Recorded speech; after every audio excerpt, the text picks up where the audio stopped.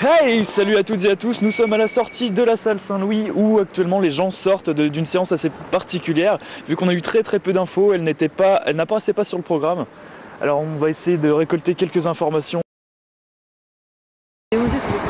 Mon Dieu, je crois que le réalisateur est parmi nous, il était en vert, on l'aperçoit encore un peu, je sais pas si vous voyez derrière moi. Oui, il me semble que c'est lui, ça doit être le réalisateur, hein.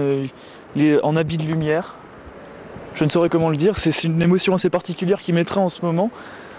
On va essayer de lui poser quelques questions, on va s'approcher, on va voir un petit peu. Bonjour à toutes et à tous, nous sommes actuellement avec le réalisateur de la séance que nous venons de voir. Alors quel était le nom de la séance ? Messe du dimanche. Messe du dimanche, c'est un nouveau film, donc vous venez le présenter en exclusivité à La Roche-sur-Yon. En fait c'est tous les dimanches. Tous les dimanches, c'est une séance qui revient tous les dimanches, de manière hebdomadaire, fascinant. Voilà, c'est ça. Comment dire, il y a eu un bon accueil aujourd'hui ?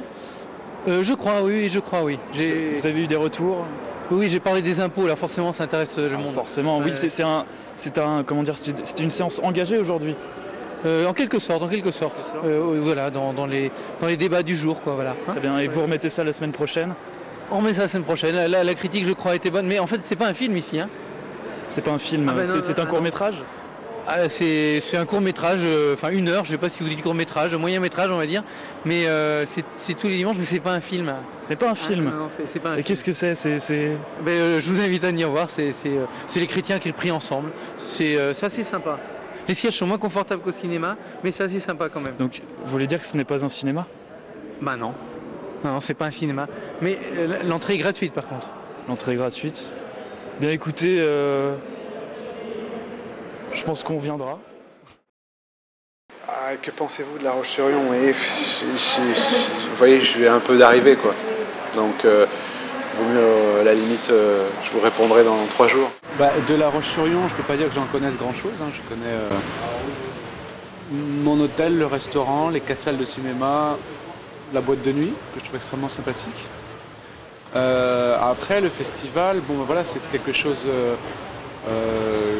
que moi j'ai ma carte blanche.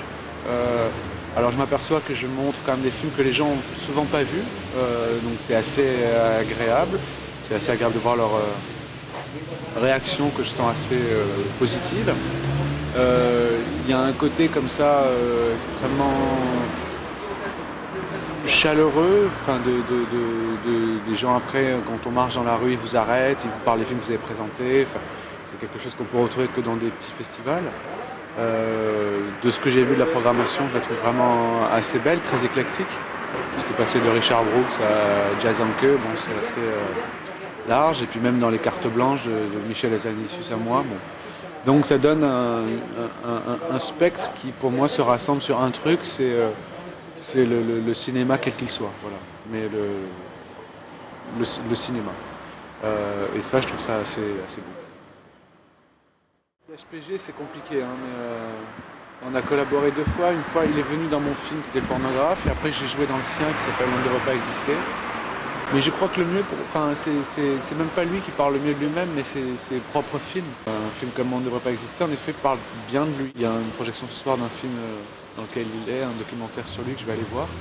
Voilà, c'est quelqu'un qui son air un peu brutal est vraiment un garçon très doux et qui réfléchit beaucoup et qui cherche des choses. Qui cherche. Alors moi déjà je vais téléphoner à ma femme pour qu'elle se rassure quant à mes propos. Quelle réaction espérez-vous susciter avec ce film ? Beaucoup d'indignation. S'éloigner un peu des clichés de la pornographie. Dès le début du film, on ne va pas comme ça condamner la pornographie ou ne pas y réfléchir, mais justement à travers le montage, essayer de penser la pornographie. Je lui ai confié les roches pour être étonné moi-même.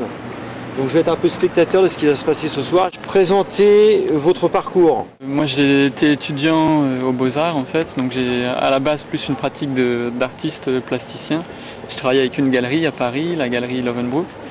Et parallèlement à ça, depuis longtemps je m'intéresse au cinéma, donc là ce qu'on présente aujourd'hui c'est mon premier long métrage documentaire. Et en fait avec la même boîte de production qui s'appelle Capricci Film, je travaille sur un premier long métrage de fiction que je suis en train d'écrire comme ça. J'ai 45 ans, j'ai fait plus de 4500 scènes sexuellement explicites. donc je suis un staccanoviste de la bite. Enfin, il analyse ma libido d'une manière intellectuelle, donc je suis dans un terrain un peu inconnu. Pourquoi j'ai une érection? Pourquoi aussi ce lit? Puisque quand je fais un film que j'arrête de penser. Donc voilà, je suis un être libidineux qui dépense son argent dans des films d'auteur. Quels ont été nos rapports durant sa réalisation? J'ai passé plus de temps avec lui à travers des vidéos en fait qu'en lui parlant en direct, puisque j'ai regardé à peu près 1000 heures en fait de Rush. Quelle représentation de l'industrie pornographique cherchez-vous à partager? La question du film, pour moi, c'est pas vraiment celle de l'industrie du porno.